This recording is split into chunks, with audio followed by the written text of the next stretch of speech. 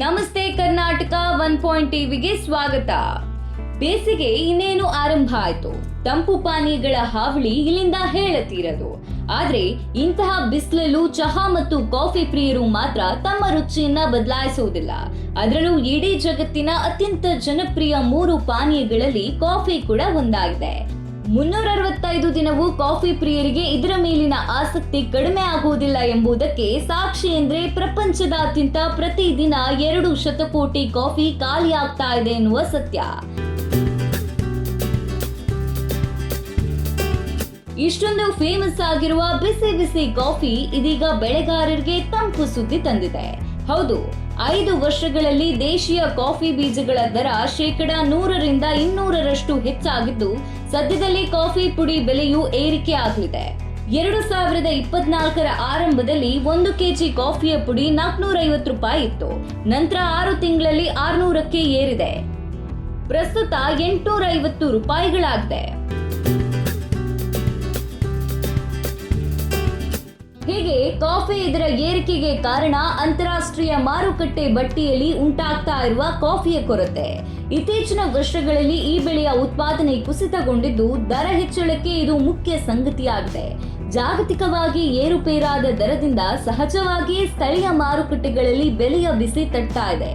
ಏನೇ ಆದ್ರೂ ಬಿಸಿ ಕಾಫಿ ಕೃಷಿಕರಿಗೆ ಇದು ಸಿಹಿ ಸುದ್ದಿಯಾಗಿದೆ.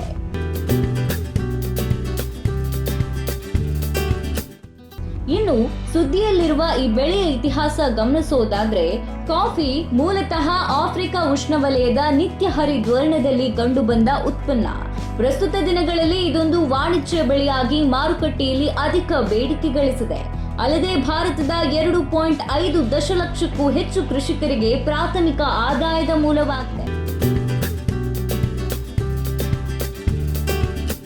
ದೇಶದಲ್ಲಿ ಕಾಫಿ ಉತ್ಪಾದಿಸುವ ಪ್ರಮುಖ ರಾಜ್ಯಗಳೆಂದರೆ ಕರ್ನಾಟಕ, ಕೇರಳ, ತಮಿಳುನಾಡು, ಆಂಧ್ರಪ್ರದೇಶ, ಒಡಿಶಾ, ತೆಲಂಗಾಣ, ಅಸ್ಸಾಂ, ಮಹಾರಾಷ್ಟ್ರ, ಗೋವಾ. ಇನ್ನು ಭಾರತದ ಕಾಫಿ ರಾಜಧಾನಿ ಎಂದು ಕರೆಸಿಕೊಳ್ಳುವ ಕರ್ನಾಟಕ ಈ ಬೆಳೆಯಲ್ಲಿ ಪ್ರಥಮ ಸ್ಥಾನ ಗಳಿಸಿದ್ದು, ರಾಷ್ಟ್ರದ ಒಟ್ಟು ಉತ್ಪಾದನೆಯ 70%ಕ್ಕಿಂತ ಹೆಚ್ಚು ಬೇಸಾಯ ನಮ್ಮ ರಾಜ್ಯದಲ್ಲಾಗ್ತಿದೆ.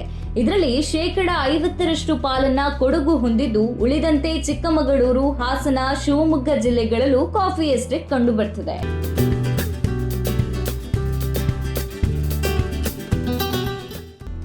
ಈಗ ಕಾಫಿ ಉತ್ಪನ್ನದ ಸಾಮಾನ್ಯ ಅಂಶಗಳನ್ನ ತಿಳಿಯುವುದಾದ್ರೆ, ಬೇಸಾಯದ ಸ್ಥಳವು ಎಸ್ಟೇಟ್ಗಳೆಂದು ಗುರುತಿಸಲು ಪಡ್ತವೆ. ನೀರು ಶೇಖರಣೆಯಾಗದಿರಲಿ ಎಂದು ವ್ಯವಸಾಯದ ಭೂಮಿ ಇಳಿಜಾರು ರೂಪದಲ್ಲಿರ್ತದೆ.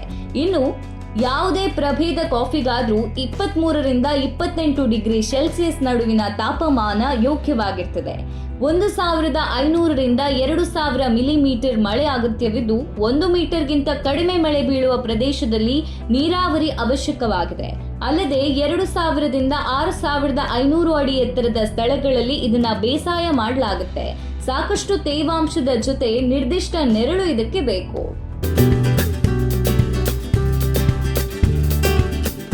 ಕಾಫಿಯಲ್ಲಿರುವ ಪ್ರಮುಖ ವಿಧಗಳೆಂದ್ರೆ ಅರೇಬಿಕಾ ಹಾಗೂ ರೋಬಸ್ಟಾ ಎಂದು ಗುರುತಿಸಲ್ಪಟ್ಟರು. ಎಕ್ಸೆಲ್ಸಾ ಮತ್ತು ಲಿಬೇರಿಕಾ ಎಂಬ ಉಳಿದ 2 ಬಗೆಯ ಬೀನ್ಸ್ ಗಳನ್ನ ಇಲ್ಲಿ ಕಾಣಬಹುದು. ಮೊದಲನೆಯದಾಗಿ ಅರೇಬಿಕಾ. ಪ್ರಪಂಚದಲ್ಲಿ 60%ಕ್ಕಿಂತ ಅಧಿಕವಾಗಿ ಇದನ್ನ ಉತ್ಪಾದಿಸುತ್ತಾರೆ, ಏಕೆಂದ್ರೆ ಉತ್ತಮ ಗುಣಮಟ್ಟದ ಬೀಜವೆಂದು ಇದು ಪರಿಗಣಿಸಲ್ಪಟ್ಟಿದೆ ಮತ್ತು ಹೆಚ್ಚು ಸುವಾಸನೆಯಿಂದ ಕೂಡಿದೆ.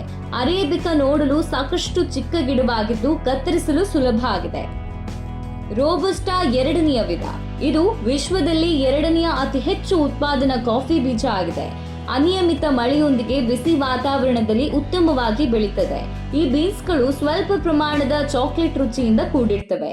ಇವು ನಯವಾದ ವಿನ್ಯಾಸ ಹೊಂದಿದ್ರೂ ರೋಬಸ್ಟಾ ಬೀಜ ಗಟ್ಟಿಯಾಗಿರ್ತದೆ ಮತ್ತು ರೋಗ ನಿರೋಧಕ ಅಂಶವನ್ನ ಒಳಗೊಂಡಿರ್ತದೆ. ಮುಂದಿನ ಪ್ರಕಾರ ಲಿಬೇರಿಕಾ. ಈ ಕಾಫಿ ಬೀಜ ಸುಲಭವಾಗಿ ದೊರೆಯುವುದಿಲ್ಲ. ವಿಶಿಷ್ಟವಾದ ಸುವಾಸನೆಯಿಂದ ಇದು ಕೂಡಿರ್ತದೆ. ಲಿಬೇರಿಕಾ ಇತರ ಬೀನ್ಸ್ ಗಳಿಗಿಂತ ದೊಡ್ಡದಾಗಿದ್ದು, ಅನಿಯಮಿತ ಆಕಾರವನ್ನ ಹೊಂದಿರುವ ಜಗತ್ತಿನ ಏಕೈಕ ಬೀಜವಾಗಿದೆ. ಕೊನೆಯದಾಗಿ ಎಕ್ಸೆಲ್ಸಾ. ಇದನ್ನ ಇತ್ತೀಚೆಗೆ ಲಿಬೇರಿಕಾ ಕುಟುಂಬಕ್ಕೆ ಸೇರಿಸಲಾಗಿದೆ. ಆದ್ರೂ ಈ ಬೀಜ ಲಿಬೇರಿಕಾಗಿಂತ ರುಚಿಯಲ್ಲಿ ಹಾಗೂ ಸುವಾಸನೆಯಲ್ಲಿ ಬಹಳ ಭಿನ್ನತೆಯನ್ನ ಹೊಂದಿದೆ.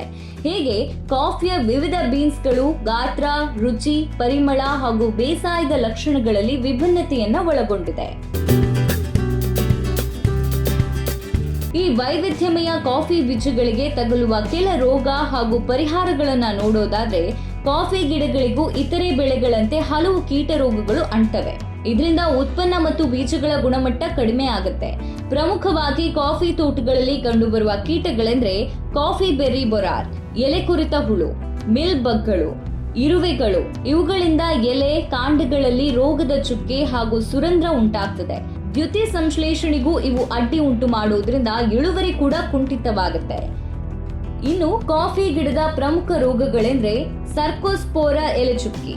ಇದು ಶಿಲೀಂಧ್ರಿಯ ರೋಗ ಆಗಿದ್ದು ಸಸ್ಯಗಳ ದುರ್ಬಲತೆಗೆ ಕಾರಣವಾಗುತ್ತೆ. ಕಾಫಿ ತುಕ್ಕು, ಇದು ಎಲೆಗಳ ಮೇಲೆ ಕೆಂಪು ಹಾಗೂ ಕಂದು ಬಣ್ಣದ ಚುಕ್ಕೆ ಉಂಟು ಮಾಡುತ್ತದೆ. ಇದರಿಂದ ಅಕಾಲಿಕ ಎಲೆ ಉದುರುವಿಕೆ ಕಾಣಬಹುದು. ಬ್ಯಾಕ್ಟೀರಿಯಾ ರೋಗ, ಇದರಿಂದ ಕಾಂಡ, ಕೊಂಬೆ ಮತ್ತು ಎಲೆಯ ಮೇಲೆ ಚುಕ್ಕಿಗಳಾಗಿ ಡ್ರೆಬ್ಯಾಕ್ ಮತ್ತು ಕ್ಯಾನ್ಸರ್ಗಳಂತಹ ಕಾಯಿಲೆ ಕಾಣಿಸಿಕೊಳ್ಳಬಹುದು.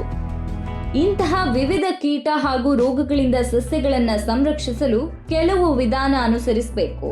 ಅವುಗಳೆಂದ್ರೆ ರೋಗ ಪೀಡಿತ ಎಲೆ ಕತ್ತರಿಸೋದು, ಸಸ್ಯಗಳಲ್ಲಿ ಸರಿಯಾದ ಅಂತರವನ್ನ ಕಾಪಾಡೋದು, ಇನ್ನು ಕೀಟಗಳ ನೈಸರ್ಗಿಕ ಶತ್ರುಗಳಾದ ಪರಾವಲಂಬಿ ಕಣಜಗಳು ಮತ್ತು ಪರಭಕ್ಷಕ ಹುಳುಗಳನ್ನ ತೋಟಕ್ಕೆ ಸೇರಿಸೋದು, ಅಗತ್ಯವಿದ್ದಲ್ಲಿ ಕೀಟನಾಶಕ ಮತ್ತು ಶಿಲೀಂಧ್ರನಾಶಕ ಸಿಂಪಡಿಸೋದು ಹಾಗೂ ಸಾವಯವ ಪದಾರ್ಥಗಳ ಬಳಕೆಯಿಂದ ಕಾಫಿ ಸಸ್ಯಗಳನ್ನ ರಕ್ಷಿಸೋದು.